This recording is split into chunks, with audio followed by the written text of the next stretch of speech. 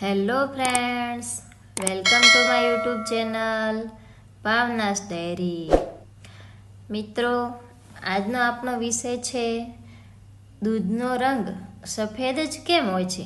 લાલ, લીલો, પીળો જ કેમ નથી, સફેદ જ હોય છે. તો તેના વિશે આજે આપણે માહિતી મેળવવાની છે. આ બધી કુદરતી ઘટનાઓ હોય છે. દૂધ સિવાય બીજા પણ આ પૃથ્વી ઉપર ઘણા બધા આપણને એવા પ્રશ્નો જોવા મળે છે કે જેનાથી આપણા મનમાં અનેક સવાલો ઊભા થાય છે, જેનું સોલ્યુશન આપણે મેળવવાનું છે.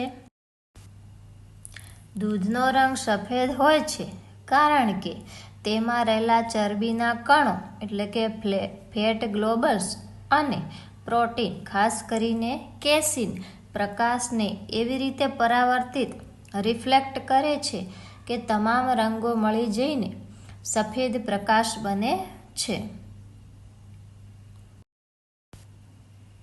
ચાલો આ વૈજ્ઞાનિક ઘટનાને થોડા સરળ રીતે સમજીએ. સામાન્ય રીતે દૂધમાં શું હોય છે?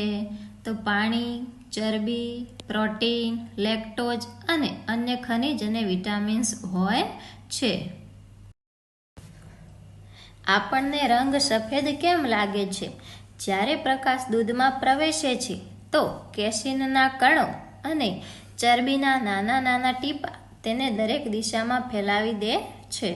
તેને સ્કેટરિંગ ઓફ લાઇટ કહેવામાં આવે છે.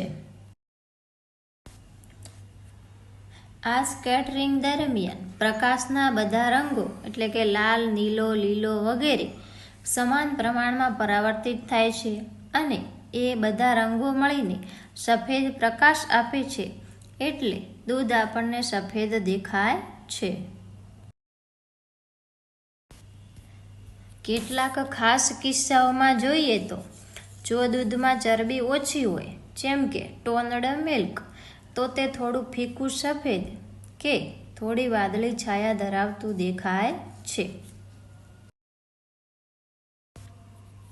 કારણ કે ચરબીના કણો પ્રકાશને ઓછું ફેલાવે છે અને વાદળી રંગનો સ્કેટરિંગ વધારે થાય છે, એટલે તે આંખને સફેદ દેખાય છે. તો મિત્રો, તમને અમારો આ વિડીયો ગમ્યો હોય અને માહિતી ઉપયોગી થઈ હોય તો અમારી આ ચેનલને લાઈક, શેર અને સબસ્ક્રાઈબ કરવા વિનંતી.